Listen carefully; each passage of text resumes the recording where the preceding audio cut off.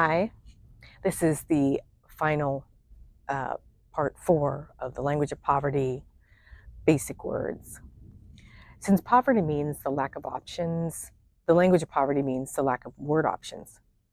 The language of poverty contains just the basic words such as pronouns and single syllable verbs.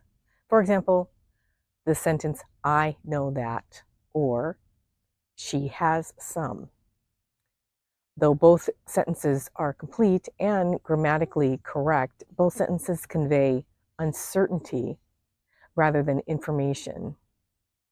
So both sentences only give a sense of uncertainty, which is a feeling, rather than information. So what we want in a sentence is information so that we can have options.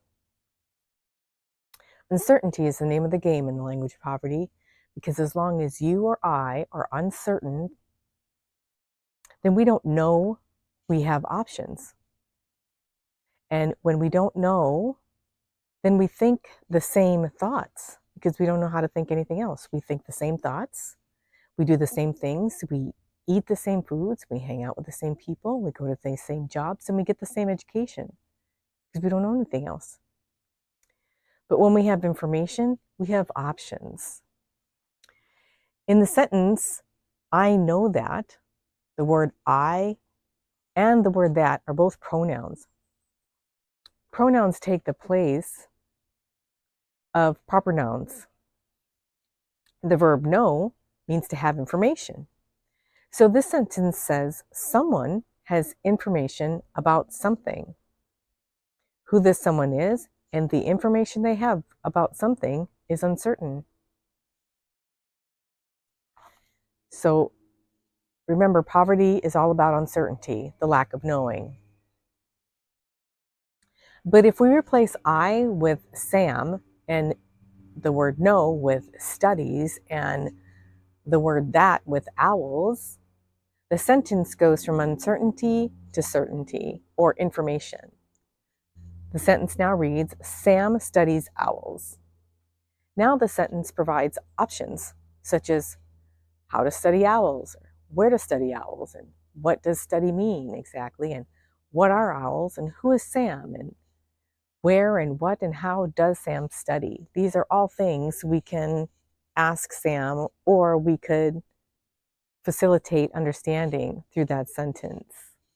We can ask those questions now because we have information and we know what to ask about. In the second sentence, she has some. The word she is a pronoun and the word some are both is also a pronoun. The verb has means to possess. So this sentence says someone has a portion of a thing. Who this someone is and what they have and how much remains uncertain.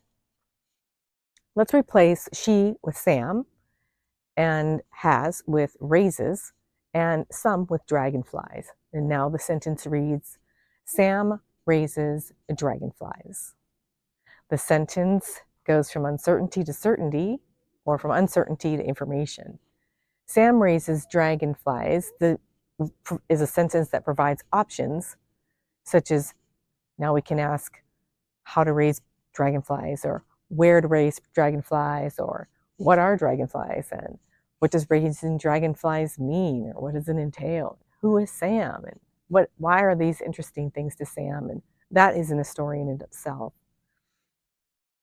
And why raise dragonflies? So these are just examples of infinite examples, 2 of a million examples, billions, of how a sentence that's very vague, has no options, and just changing the words to specific words, and they can be very simple. That's the difference between simple and basic words. So if we're going to use a pronoun, we don't really know what we're pointing to if we use a pronoun such as she, he, or it, but we do know a proper noun like Sam, Siobhan, or Douglas fir tree. That would be a specific proper noun. It gives us a little bit more information so we can facilitate options. In the end, poverty means lack.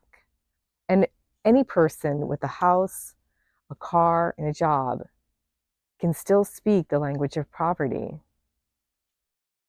Because poverty, or the idea of lack, lives in the head, lives in the mind. All the words in the world can't change a poverty mindset. Complaining, blaming, and comparing are all the language of poverty because they all originate from the idea of lack. Not enough time, she cuts me off in traffic, the subway was late, the server didn't give me the right salad, she got more than me. All those discuss lack. To move from lack into abundance, frame sentences in the present tense about things you have right now. The present is always positive. Framing a sentence in the present tense is showing gratitude by meditating on focusing on all that exists in your life right now. Thank you for your time. Please like and subscribe. I so appreciate you. Please leave comments below if you have questions. And I wish you the best. Truly do. Thank you. Bye.